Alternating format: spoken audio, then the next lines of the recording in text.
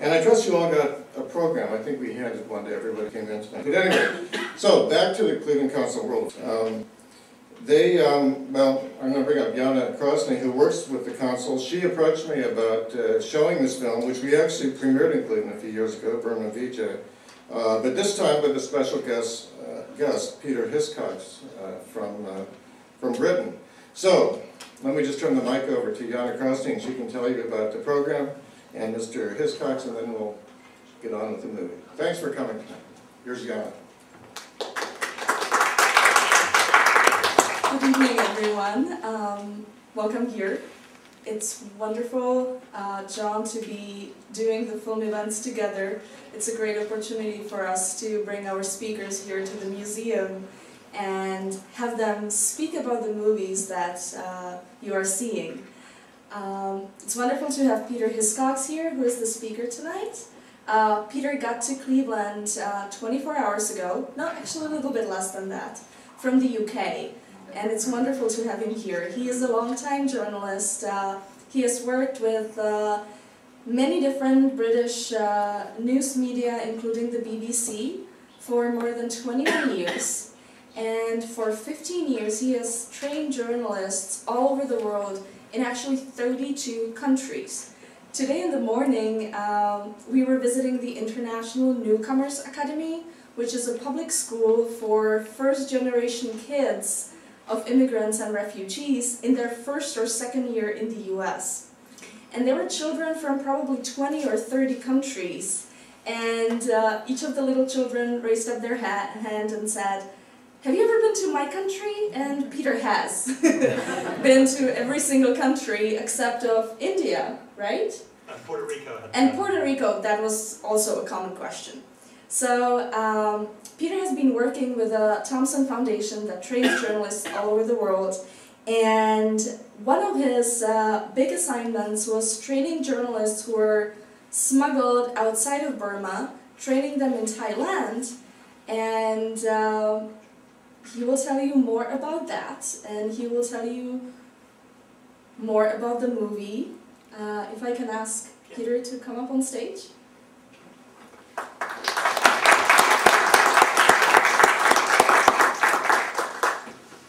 Thank you very much. It's a huge pleasure to be here to talk about a movie which became very important to me. As Jana said, I train journalists, and I was employed to work for an organisation called the Democratic Voice of Burma, which is based in Oslo. And I went there first of all to have a look and see what they needed, and it was clear they needed a lot. They were Burmese exiles, none of them were journalists, it was run by a dentist, and what they were doing was sending a television programme by satellite back into Burma on a weekly basis. The programme was dreadful. It was absolutely dreadful, but it was the only way that people of Burma could get to see what was really happening in their country, because they'd started to smuggle tape out. Because I had a lot of experience in this kind of work, once we set up a new studio and we got new presenters, we decided that I should go to Thailand, which, as you probably know, adjoins Burma on its southern edge. There's Laos and I think a bit of Cambodia. The rest of it is surrounded by China. And they said, would I come and we'd smuggle some journalists out and we'd train them. Now, it seemed like a bit of fun. It was a very dangerous proposition, not for me, but for those journalists, we call them video journalists, who were going to come and work with me. Had any training in journalism at all. None of them had any training in camera work, and I had usually about 2 days with each one, sometimes a bit more. One was a documentary filmmaker, a woman, otherwise they were all men. They came to me, I didn't know who they were, I knew them by code names. The guy this film was about was codenamed Joshua. He's a real person, and he was able to escape after the Burmese Revolution. But at least 2 of the cameramen who worked on this movie have been jailed for life, and one of them probably was executed, but because no news comes out of Burma that's reliable, we don't know. So you're looking at people completely committed to what they did. The problem was that they had no video skills, and they worked as individuals, and there had to be a system devised that material could come out. We tried initially doing it from the internet, through the internet, but of course the authorities were on that straight away, and a couple of our early guys were arrested for that. There's also the danger of actually having a video camera in Burma, because the authorities are immediately suspicious. So we had to work out a way of doing it. So we got them pretty good cameras, but we dirtied them up. We made them look like they could have been in their back closet somewhere. And I taught them to film, and I taught them the principles of journalism, to be fair, to be honest, to give us cutaways where possible so we might use it. Nobody, of course, knew at that time that just 9 months down the road there was going to be a revolution, although it was always a possibility. And we worked out a way that we could get material into Chiang Mai, which is in the north of Thailand, through a very iffy, dangerous border crossing at a place called Mai Sot. And the tapes would come across the river there. There are other ways that the tapes came out, and I'm not prepared to tell you how that happened, but we got most of the pictures out, though some of them took 4 months to actually get into the hands of the Democratic Voice of Burma people. So we set up a system in Chiang Mai where the tapes could be received. I was training them down in Bangkok, and I'd been approached by a Danish filmmaker called Anders Østergaard, who I'd known briefly some time ago to do with another project we had about filming the Vikings in the north, and I was working on that as a producer, and we came together to discuss it. He approached the Democratic Voice of Burma to make a film about them. He came to Bangkok with his cameraman Simon Plum and his assistant, who was a Thai, and basically they filmed me training these guys. And it was all part of a project paid for by the Danish government. That was how it all started. It soon became obvious, on about the third day of filming, there was more to this, that these people had these Burmese people, the ones who could speak English, had a story to tell, and there were a couple of those who were very good. So, although I was training them, I was actually concentrating on getting them to talk to me about their lives, about what conditions were like in Burma. Just telling me ordinary things that happened. About the environment, about the children, about the problems they had, particularly the problems of the Karen, who were one of the local tribes, I suppose you'd call them. And so they became my friends, really. And then after 2 days, they disappeared back up to Burma, having a document that said they'd been doing whatever it was, painting and decorating course. Some of them went to university, all kinds of covers. They went back in all kinds of different ways into Burma. And Anders and I finished off, we thought the film was going to be about the training, and off he went to make it. And then they looked at it, he rang me up and said, "This isn't making a movie, this isn't working. It's just, there's just no thread to it, there needs to be something else." And he said, "I shan't get any more money to finish it off, so that's going to be the end of it, thanks very much. Enjoyed working with you." And I went on doing other things.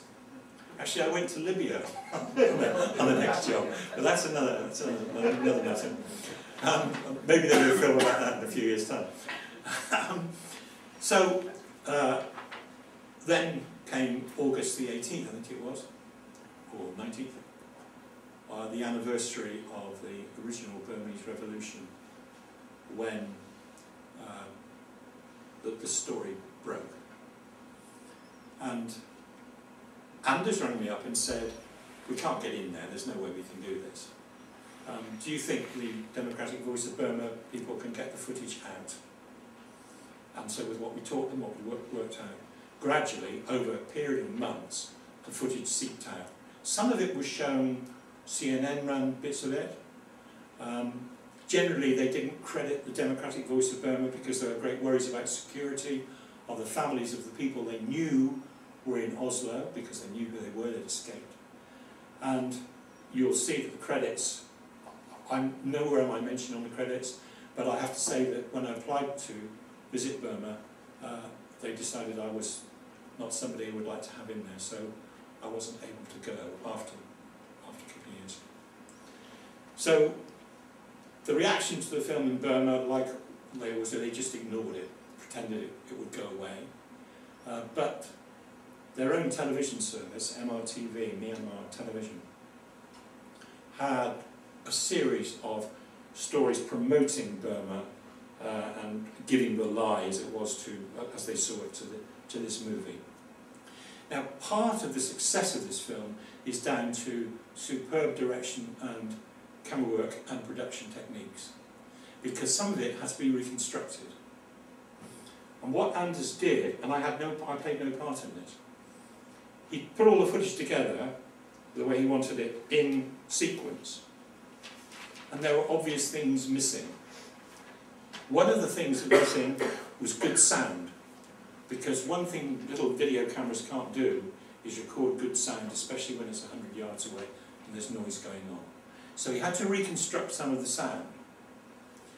And they did it very carefully. They went to Chiang Mai, spent some time there, filming in, reconstructing what had happened to our hero Joshua. And they filmed that in a house which belonged to DVB, and during the filming the Thai government decided that they ought to move them on. So this odd relationship between the Thais and the Burmese and the rest of the world. The Thai government was fine as long as they didn't know about it. But as soon as they knew about it, then they would move them. So the house we got, the safe house, they knew where it was, they moved them out, and so they had to go even further away from the centre of the city. Given these people are very poor and had no transport of any kind, desperately poor people there, it made things difficult. A lot of them also had no visas, and they often had to go back into Burma and come out again to get a visa to stay in Thailand for a month. Anders filmed that series of reconstructions. There's a central thing in the film, which is the noise of tannoy, a megaphone. You know, I don't know if you call it that in America, but loud hailers that the army and the general employees used. Those sounds had to be reconstructed, but they were reconstructed from a small cassette tape that someone had recorded, and they are as close to the real thing as you could get, hear properly. So that has been reconstructed. The scenes in the house in Chiang Mai, the telephone conversations, have all been reconstructed. It's obvious they have. But all the footage inside Burma, every single shot, is original and genuine. When you see people being attacked or arrested or killed in one case, that is actually what happened. And you can see the fear on the face of the Burmese people and how they don't want to get involved. But you will be stunned by the bravery of the cameramen, and I think you'll also be stunned by, there's one scene especially where the monks decide to go on the march.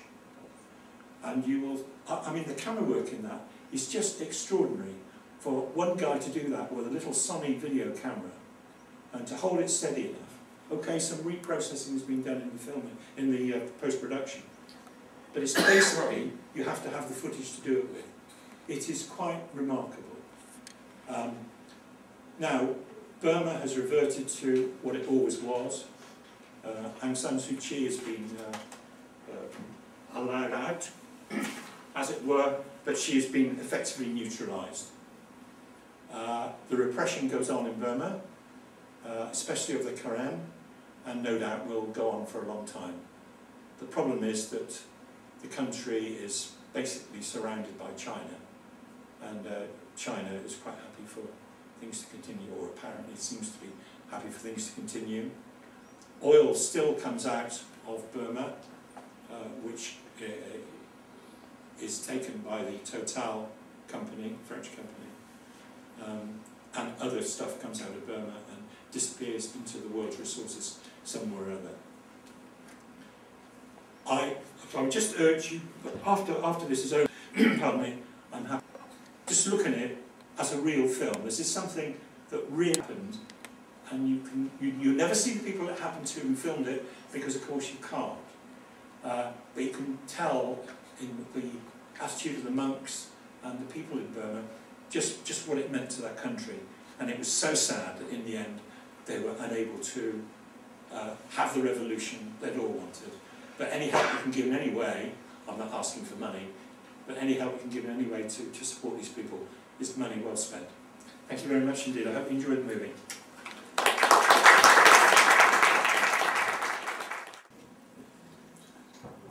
It's almost difficult to speak after seeing the movie, but I'm sure you have lots of questions, and Peter is more than happy to answer them.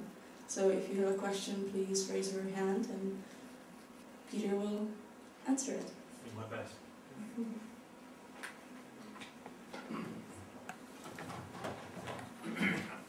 I think I should say that the foundation I work for, which is based in Wales in the UK,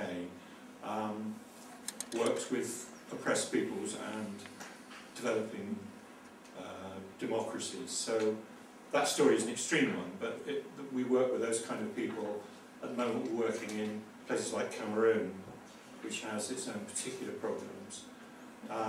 We've been working in Libya, and we've put that on hold for the time being. Those are the kind of places we work, and often we work there with the tacit approval of the government. In fact, in Libya we were invited there by Colonel Gaddafi's son, the one that you see regularly on television, to examine this. And they actually didn't really want it, but they wanted the world to think they wanted it. So, any questions about the movie, or yeah? Do you know how monks were arrested and what became of them? There are various estimates.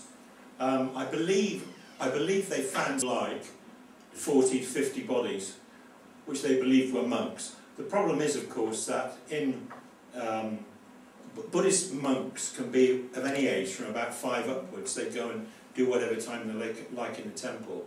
So it's not always easy to identify them as monks, apart from perhaps their shaven heads. But Burmese people nowadays are a bit like the rest of the world, and shaven heads are quite kind of fashionable, you know, and cool. So they may not all be monks. But no, there's no figure. And of course they had that massive flood afterwards, shortly afterwards. So anything that was left in the rivers would have disappeared pretty quickly. Yeah. I have two questions really. One is a factual question about what was going on, and the other one is how the film was put together.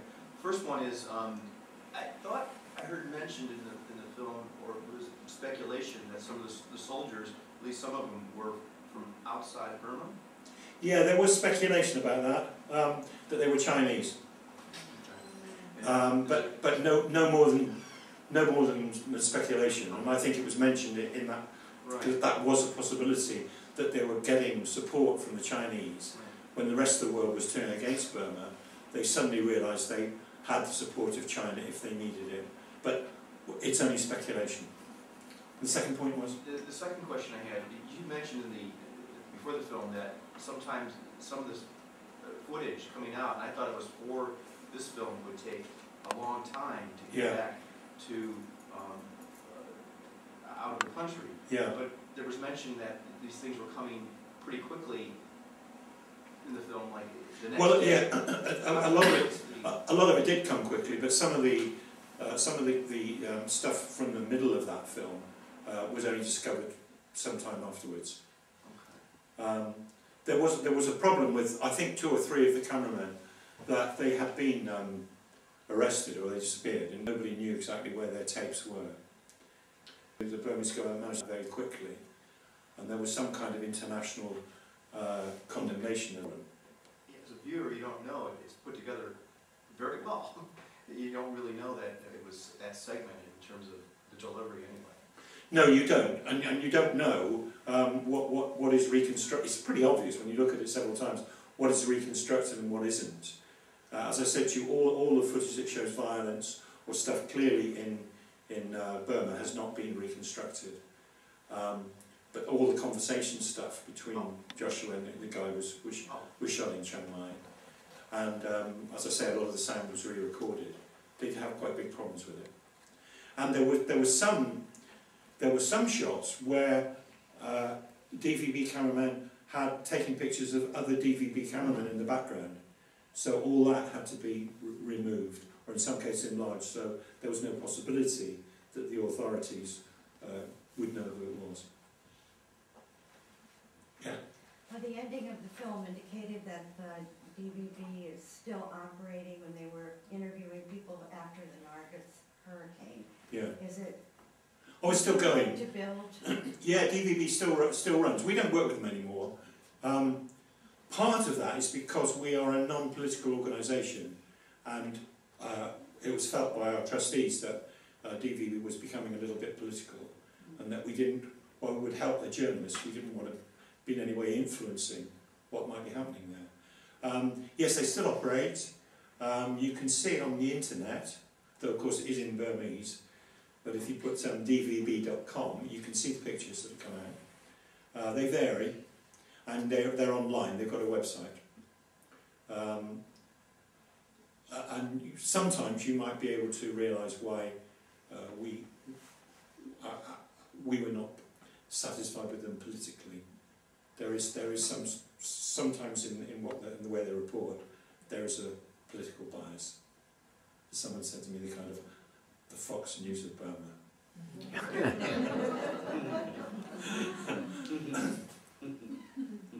Yeah. How long should it take to put together a functioning underground reporting network? Well, I mean, you can't say really, can you?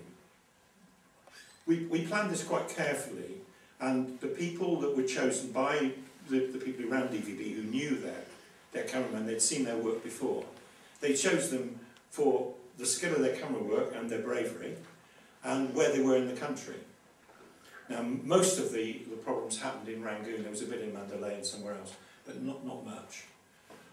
So those people who were outside in the country areas, that their footage wasn't used, because you always have to remember that when this was set up, this was just to do material about whatever was happening in Burma for the outside world to see.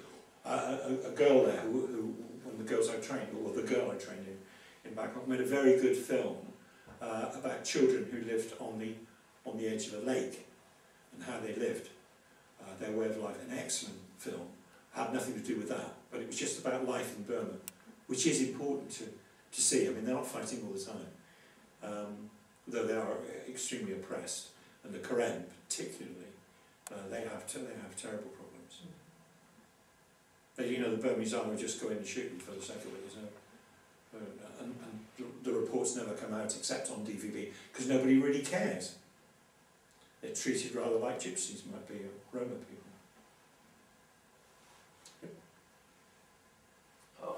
What proportion of the Burmese population would have been able to receive the satellite broadcasts during the demonstration? A lot of them do, and those that can't, what happens is you have maybe a rich kind of guy who has got the satellite, and he will record it onto disc, and then those discs will be copied quickly, and they'll go out on the market, so you can pick them up on the market.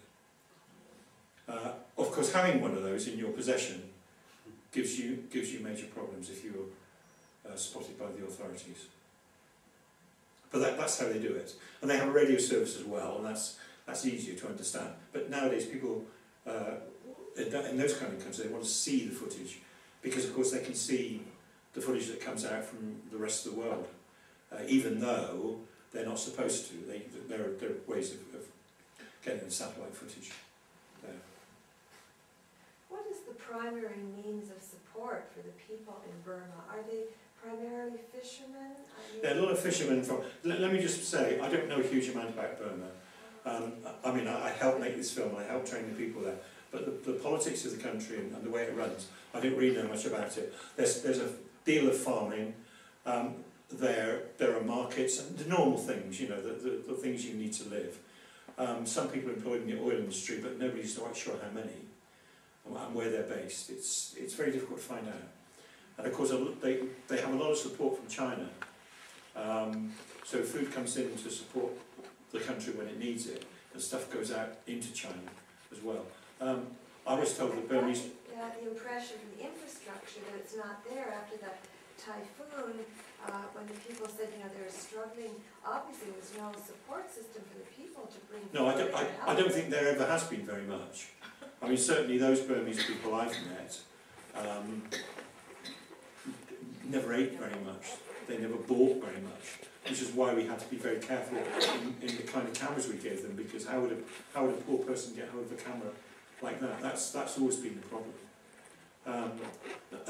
But it's quite amazing, you know. You find in really poor countries that the extended family will operate to a large degree. Even in Eastern Europe, I expect Jan knows this, that they, well, because she comes from there, but the extended family will support people. I've done trainings in places like Georgia and in Russia, where people have never come out of the countryside, say into Moscow. When they get to Moscow, they find family members from their extended family who will look after them while they're there and feed them and clothe them and do whatever's necessary and help them with their transport back. That's certainly something we've lost in the UK and Europe, that extended family. I don't know whether you have them in America, but certainly we have there. Yes? Wouldn't the cell phone be safer than a digital camera? These cameramen? Well, yeah, but you can knock the cell phone network down straight away. That's the problem. It's the delivery. It would be, a cell phone would be safer. Bear in mind, this is 2007. In those 4 years, the quality of cell phone pictures has improved rapidly. But once you've got the picture, you have to get it from your cell phone somewhere else. And it's very easy, as we all know, to close down a cell phone network if there is a problem. In the Middle East recently, they've taken them out regularly. Well, in Libya, they took the cell phone network out as fast as possible in parts of the country because they were worried about Facebooking. That's what's happening now. The communication is not in the filming bit; it's actually in setting themselves up as a protest group, and we saw that in Tunisia, and we saw it in Egypt. That's going to be the way that it operates, but it can be taken out. You just close the transmitters down, you can stop everything. But of course that then actually affects the infrastructure of the country, because the country needs cell phones now for its ordering and the way it runs itself, and probably for government. So in those days, it doesn't feel that long ago, but in those days you wouldn't have considered cell phones really, because the quality was just not good enough. Certainly wouldn't stand up on a screen that size. Whereas the little digital cameras would, and the new HD cameras would give you even much better quality. Yeah. I'm curious about San Suu Kyi. I'm aware of her history and I know her dedication, but it almost seems like she's completely silent after she's been released from house arrest. I think she's neutralised because I don't think she can do very much.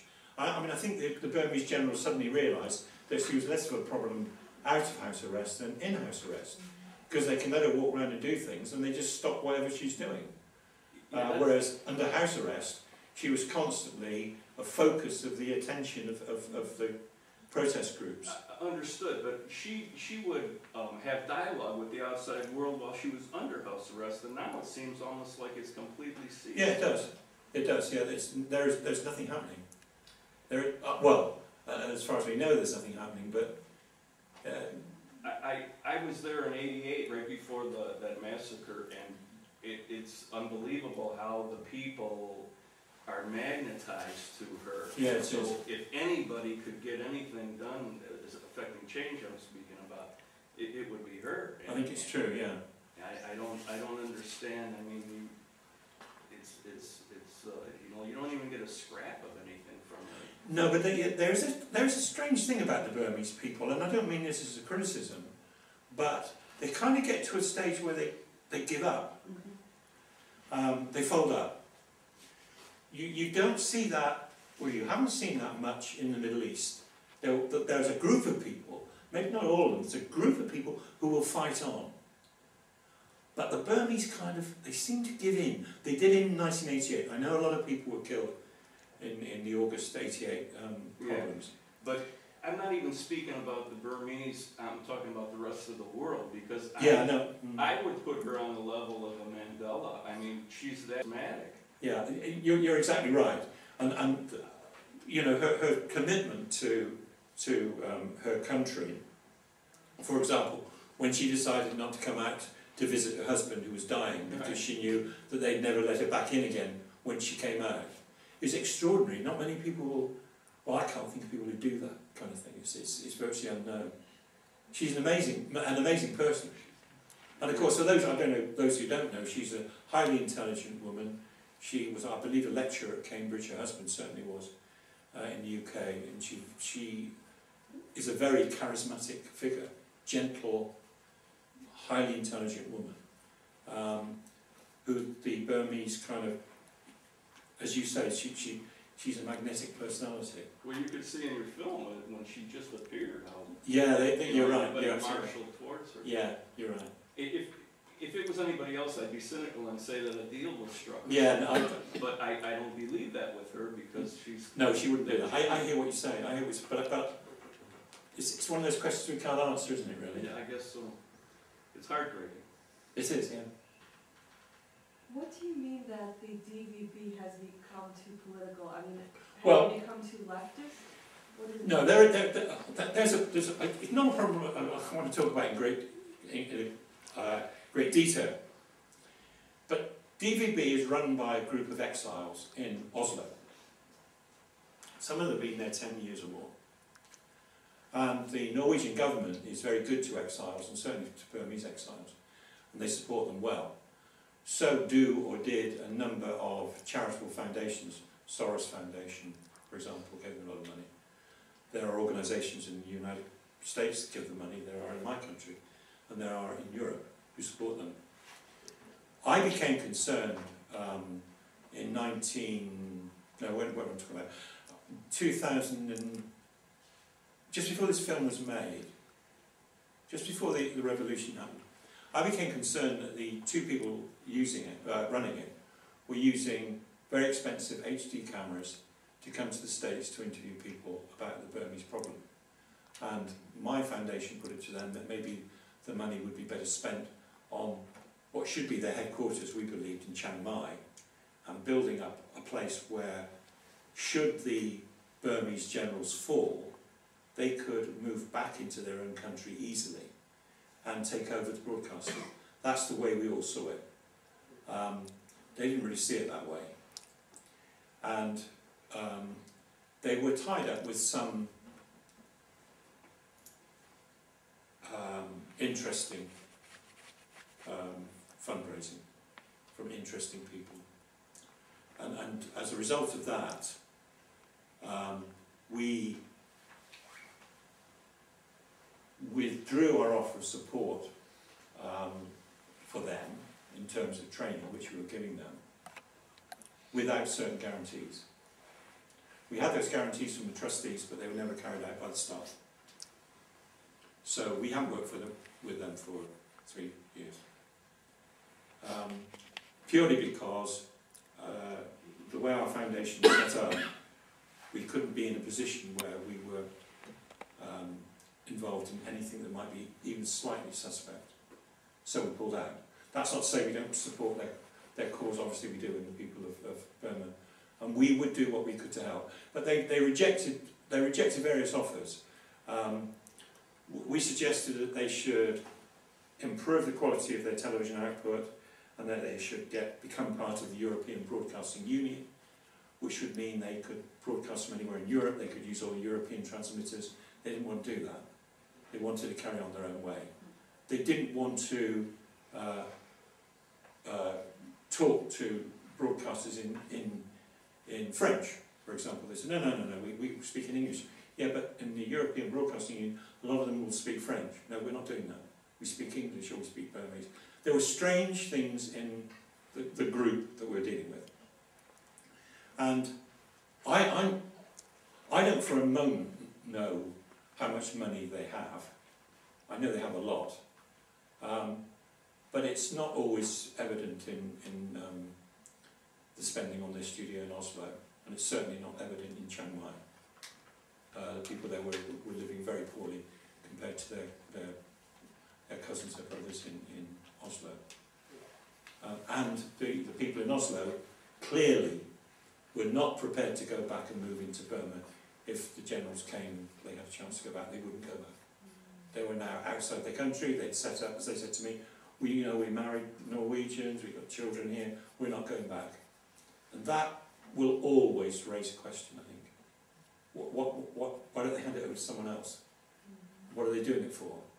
And I'm not suggesting, well, I'm not accusing them of doing anything wrong, I'm just saying there are question marks there. And I think that happens with a lot of organisations. Certainly ones I work with in developing countries. It's like a president, someone is elected a president, and within months he's become very powerful, and he's got a motorcade and all the things that he was against for that. And to be fair, a lot of countries support them. I mean, I've been working in Cameroon. The president of Cameroon, a guy called President Biya, has a wife called Chantal. Chantal was a barmaid. She worked in the bar down the road from his palace in Yaoundé. And his first wife mysteriously died about the same time. And Chantal moved into the palace and became the president's wife. Now, whatever the rights or wrongs of that, the country is desperately poor, and yet your country and mine will allow President Biya and his wife to visit our country and spend lots of money in our shops. She spends a huge amount of money in the south of France, regularly. And there are questions for all of us in this kind of political thing, really, if you start to examine it. It's something I don't really want to get involved in, because the politics is their business, but always, it'll crop up at some time or another. I work a huge amount of my time in Africa, and it's very common in African regimes to find that the people you're supporting and helping to put their country straight then gain power, and within months they suddenly don't want you anymore, and they don't want to do that anymore, and know they understand it better now. And that's a problem, and as we give aid and support to countries, we have to think very carefully about how we spend it, because we don't always spend it in the right way. Certainly I can't speak for your country, but certainly mine doesn't, because I've been part of seeing how it goes. Yes? I agree with you about the footage of the monks' march. It's truly unforgettable. It's extraordinary footage, and I'm wondering, how widely has this film been seen around the world? Has it been seen, for example, in China? Well, it's available for them to see. I don't know whether they've seen it or not, but it is available. I don't think it'd be a great hit in Beijing, but you never know, do you? Has worldwide distribution? Yes, yeah. And I think I was reading, I looked it up on the internet the other day. I think it's won 32 awards. I think it's 32 awards. It won the editing award at Sundance. That was one that stuck with me. And it's won various things, and of course nominated for the Oscar, and expected to win it. The documentary Oscar last year, and surprisingly an American documentary won it, so there we are. Peter, there's a question in the back row, you can't see it. Yes, sorry. Yeah, I was just wondering about your organization specifically. So, in terms of your mission, do you set up sort of guerrilla media? No, we do. No. No, it's one of the things. What do you do? Right. What we do is we support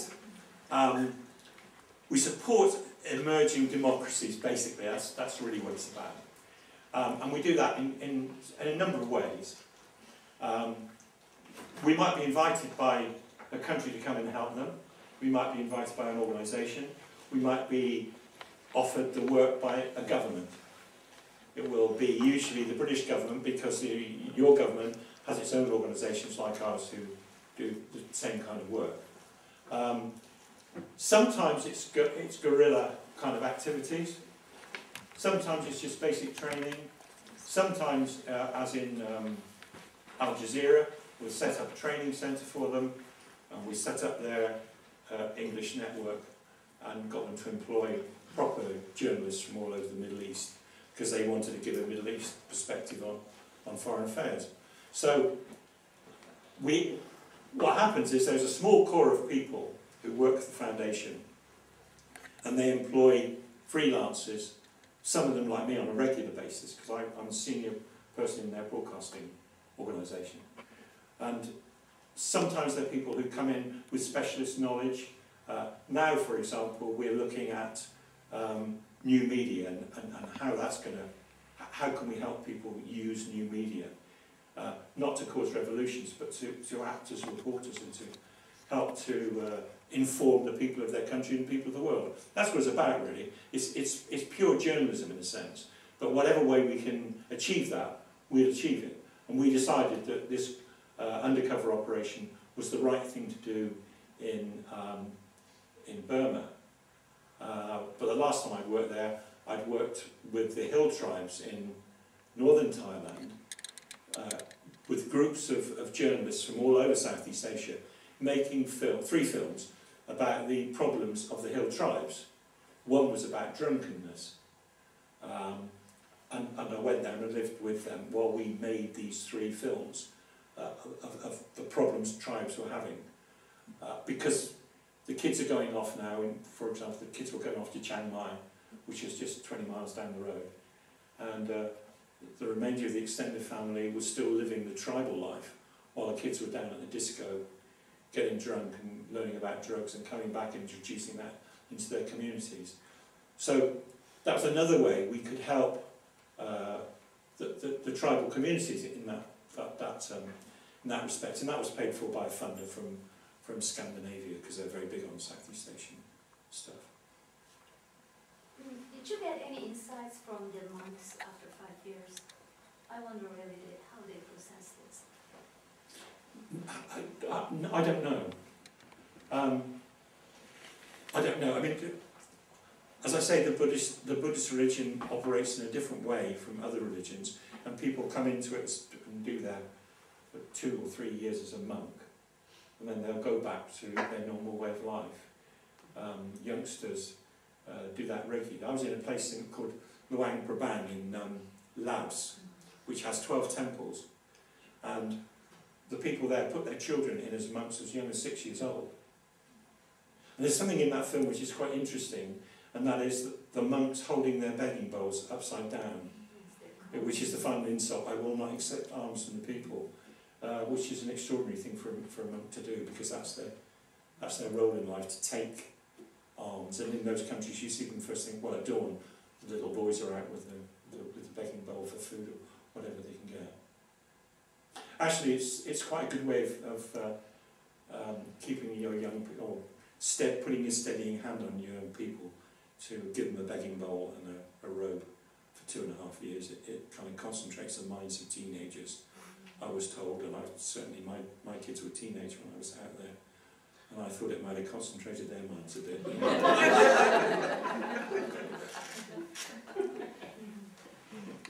Apart from the DVB, do you know to what extent social networking tools are utilized by the dissident population in Burma? No, I don't.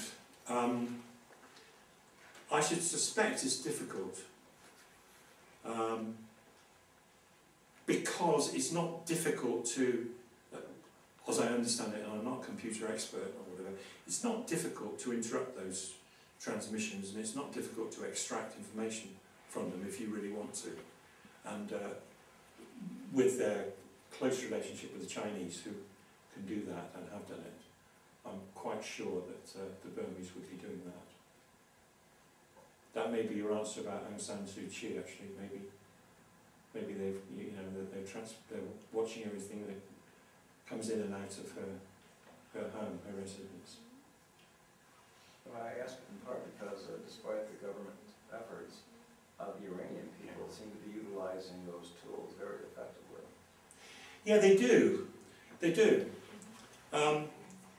I suppose it depends how well the infrastructure is developed, doesn't it? You have to have a proper infrastructure to do it. You have to have people who have the equipment to actually use it. And the knowledge how to do it. Now, youngsters don't have a problem with that. Providing they can get hold of the equipment, they'll use it. And that's why I think the next phase of what our foundation is doing, which goes beyond me, will be involved in all that kind of activity. And of course it changes by suddenly a new network comes up and it all changes again. So you've got to keep across it. And certainly these youngsters in these developing countries are very, very well across technology. They're very, very good at it. And they can take their computer. I mean, my laptop broke when I was somewhere coming to Southeast Asia. I thought, oh, well, that's it, you know. And this guy said, no. Yeah, okay. And he came back the next day and it was like it was new. And he cannibalised parts from other laptops. You know, they can do it. They know the way to do it. So they've got skills that we haven't got, really. You know, we throw them away, don't we? Oh, the screen's gone, that's it. But if you can't afford to do that, you have to find a way around it. Okay. What are you working on currently? Well, I'm not working on anything currently because Libya was my current my current job, and that stopped, as you might imagine. But we'd started there. We weren't doing too badly. We did have one strange thing because as you know, Colonel Gaddafi doesn't control anything in his country at all. It's all run by committees, and he just happens to be the leader. You know, he doesn't control any of it. I was in the headquarters of the television station for Tripoli, where they have 3 reporters for the whole country, and they have a news agency which provides 12 stories a day, and those 12 stories somehow get seen by the Gaddafi household. They come back. And this guy had been saying to me, we were talking about the news bulletins there and how we might make them a little bit more interesting. And he said, oh yeah, really good. Yeah, come down tomorrow. We'll look at each bulletin as it goes out, and we'll decide what to do. So the first one was at 10 o'clock in the morning.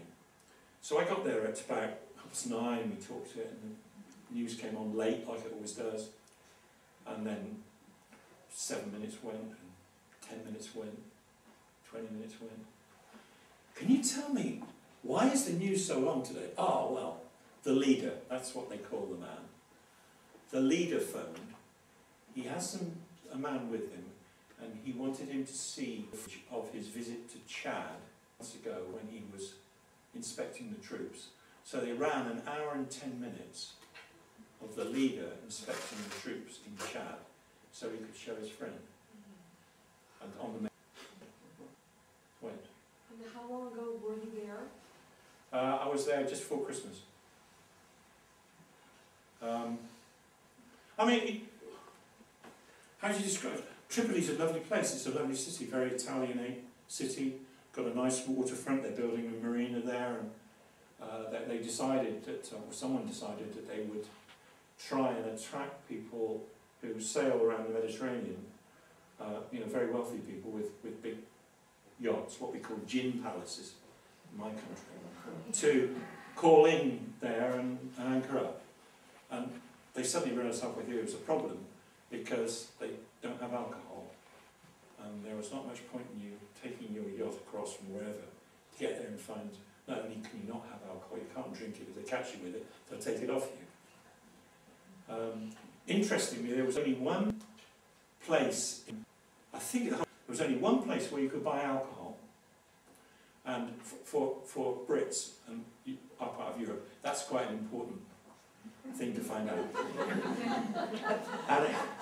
And it was in the British Embassy Club. They had a bar in there, and it was the only place where you could, where they would allow, the Gaddafi regime would allow containers to come in with alcohol, and they had to go in there and be locked away. And that's the only place you could get a drink in the whole country.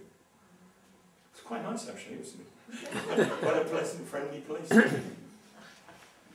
Yeah, that's the last thing. And I don't know what's going to happen in the future, because you tend to, or I tend to get asked to do things at fairly short notice,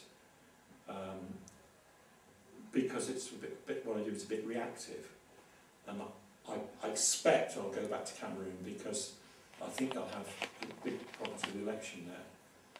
Certainly the Germans have had lots of problems, so we may well get there. But someone's got to fund it. We don't have our own funding, so someone will have to say, we'll pay for you to go and do this.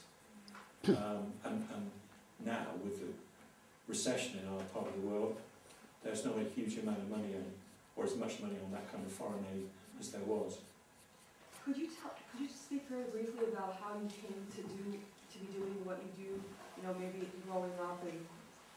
Yeah, well, I was a journalist. I was a newspaper reporter, and then I was asked to join the BBC in radio, which I did. And I was moved into television, and I became a television reporter. And I had experience of some wars and that kind of stuff. And I did work all over the place. And then, as you do, you know, I got promoted then to be a producer. And so I produced various documentaries. And then they said, well, you're good at very good at making documentaries, so we'd like to make you a manager and sit you behind a desk, which will stop you from doing that. But we'll pay you more money. So I did that for 3 or 4 years, and I couldn't take it anymore. I wanted to be out. I didn't want to say to people, go and make this really good film, you know. You're going to Australia for 3 weeks. You poor devil, you've got to go there for 3 weeks and make this dreadful film on the coast, and they're paying you lots of money for it. So I left, and I set up my own company, making documentaries. And then I was approached, through a documentary, I was approached by this organisation, the Thompson Foundation, who asked me if I'd go and do a job for them in Nigeria. And I got on quite well with that, and then I got another one. And soon, I sold the company off to someone else, and just operates as a freelance doing this work. Having said that, it doesn't pay as well as the company. But when you see some people like that making that kind of contribution towards democracy, I mean, it's worth it. It really is worth it. I'm not poor, but I'm just saying that, you know, it was a slight difference in salary. And when I come to work here, I'm paid by them. I'm not paid by the World Council. I'm paid by my employer to come and work here and do this. That's the way it operates. But that's what I do now. How long I'll go on doing it? I was saying to Jana that, you know, I spent all day yesterday on an airplane, 3 hours at JFK, because the president's plane was on the ground because he was at ground zero, and no other aircraft was allowed to land. You know, just to stand there saying nothing is happening, why can't we get another plane? And that becomes very frustrating after a while. You know, it's all very exciting when you start flying to nice places. But I had the normal thing I get. Yesterday, when I set out yesterday morning, it feels like a month ago, set out yesterday morning very early, 5 hours time lag. I get on a plane, and all these people are going on holiday, and they say, hey, let's have sing-song, you know. Oh no, I'm tired, I've got to go and work, and I'm trying to do my notes and all that kind of thing. So, I think I'm getting to the stage where I might think twice about it, go for longer spells. Because it's very tiring, it's very wearing. You know, the museum closes at 9, I'm sorry. I'm sorry, security's got to read down here in a minute. Okay. Kick us out.